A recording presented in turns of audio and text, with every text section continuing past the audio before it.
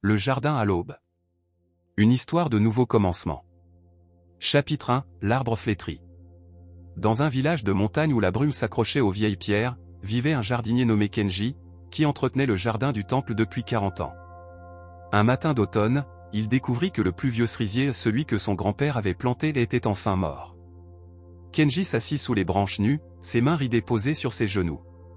Des larmes traçaient des sillons sur ses joues tandis qu'il se souvenait des fleurs du printemps, de l'ombre de l'été et des générations d'enfants qui avaient joué sous ses branches. L'abbé le trouva là, au coucher du soleil, toujours silencieux. « Maître, murmura Kenji, j'ai échoué. L'arbre est mort. » L'abbé sourit doucement. « Regarde de plus près, mon ami. Que vois-tu à la base ? » Là, émergeant des racines, de petites pousses vertes pointaient une nouvelle vie remuée dans la terre enrichie par des décennies de feuilles tombées. « Cet arbre a passé 40 ans à préparer le sol pour ce qui vient après, » dit l'abbé. « Sa mort n'est pas une fin. C'est le début d'une nouvelle forêt. » Réflexion, ce que nous percevons comme des fins sont souvent le sol d'où la nouvelle vie émerge. Chapitre 2, les mains du potier. Kenji commençait à comprendre, mais son cœur souffrait encore. Il se rendit au village, où son amie Yumi travaillait l'argile dans son atelier. Elle pleurait devant un vase brisé et une œuvre sur laquelle elle avait travaillé des mois, destinée à la collection de l'empereur. Il gisait en fragments sur le sol.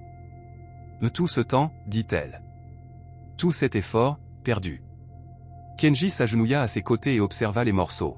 « Puis-je te montrer quelque chose ?» Il rassembla les fragments et les disposa en un nouveau motif, créant une mosaïque qui captait la lumière d'une manière que le vase original n'aurait jamais pu. Ensemble, ils comblèrent les fissures avec de la laque dorée, transformant la pièce brisée en quelque chose d'encore plus beau. En se brisant, dit doucement Kenji, il est devenu entier d'une nouvelle manière. Yumi toucha les veines dorées. Je croyais avoir tout perdu. Mais on ne me demandait que de créer ce que je n'avais pas encore imaginé. Réflexion, nos morceaux brisés, réparés avec intention, deviennent des cartes de notre résilience. Chapitre 3, l'enseignement de la rivière. Toujours en quête d'une compréhension plus profonde, Kenji marcha jusqu'à la rivière à l'aube. Un jeune moine était assis sur la berge, lançant des pierres dans l'eau avec frustration. « Qu'est-ce qui te tourmente » demanda Kenji. « Ma pratique de méditation a échoué » répondit le moine. « Depuis 3 ans, je cherche l'illumination. Hier, mon maître m'a dit que je devais tout recommencer, que je m'y étais pris de travers depuis le début. 3 années perdues. » Kenji observa la rivière qui s'écoulait devant eux, la même eau ne touchant jamais 2 fois la même rive. « Regarde la rivière, dit-il. Perd-elle du temps à s'écouler en aval ? Regrette-t-elle les montagnes qu'elle a laissées derrière elle ? » Le jeune moine resta silencieux. « La rivière ne retourne pas à sa source, poursuivit Kenji, et pourtant à chaque instant, elle recommence. Tes 3 années ne sont pas perdues, elles t'ont conduit ici, sur cette rive, prêt à recommencer avec une sagesse que tu n'avais pas auparavant. » Le moine ferma les yeux, et pour la première fois, sa méditation ne lui parut plus être une quête d'un but, mais un repos dans un éternel recommencement. Réflexion, chaque moment est à la fois le fruit de tout ce qui a précédé et le point de départ de tout ce qui suivra. Chapitre 4, la graine d'hiver. L'hiver arriva, et la douleur de Kenji s'était adoucie, mais pas dissipée. Il passait ses journées à préparer le jardin pour le printemps, se demandant s'il avait encore la force de recommencer après tant de pertes. Une fillette du village apparut à la porte, tenant quelque chose dans ses petites mains. « Monsieur Kenji, dit-elle, j'ai trouvé cette graine près de l'ancien arbre. Est-ce qu'elle poussera ?» Il l'examina, une graine de cerisier, sombre et apparemment sans vie. Devant les yeux pleins d'espoir de l'enfant, il ne put dire ce qu'il pensait, qu'elle semblait trop vieille, trop sèche, trop tardive. « Nous pouvons essayer, dit-il simplement. » Ensemble, ils la plantèrent dans un petit pot. Tout l'hiver, rien ne se produisit. L'enfant venait chaque semaine, sa foi intacte, tandis que le doute de Kenji grandissait. Puis, le premier jour du printemps, une pousse verte émergea. L'enfant applaudit. Elle dormait. Elle attendait juste de commencer. Kenji contempla la jeune pousse, une compréhension nouvelle l'envahissant. La graine n'était pas morte. Elle s'était préparée dans l'obscurité, rassemblant sa force pour son moment de naissance. Réflexion, dans nos moments les plus sombres et les plus silencieux, nous préparons souvent notre émergence la plus puissante. Chapitre 5, l'encre du calligraphe. Kenji rendit visite au calligraphe du village, maître Tanaka, pour lui commander un rouleau pour le temple. Il le trouva dans son jardin, brûlant des centaines de feuilles de pratique et des décennies de travail. « Maître, que faites-vous » demanda Kenji, alarmé. Tanaka sourit, les yeux brillants.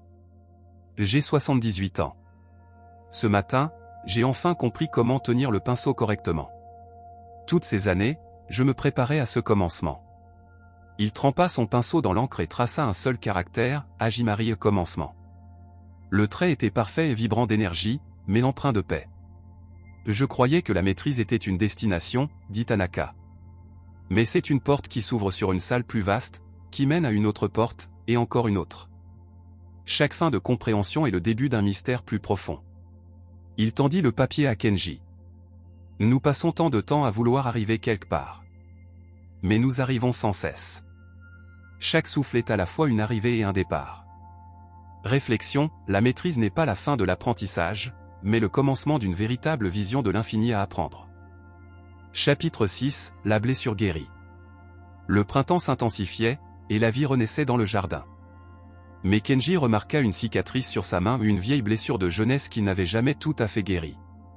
Elle le faisait souffrir dans le froid du matin. La guérisseuse du village, une vieille femme nommée Sato, l'examina. « Tu traites cette blessure comme une ennemie depuis 50 ans, dit-elle. Et si elle essayait de t'enseigner quelque chose ?»« M'enseigner quoi » demanda Kenji. « À prendre soin de toi comme tu prends soin de ton jardin. » Elle lui montra comment le tissu cicatriciel était plus fort que la peau d'origine, comment son corps avait commencé à guérir avant même que son esprit ne reconnaisse la blessure. « Où ton corps savait que la plaie n'était pas une fin, dit-elle.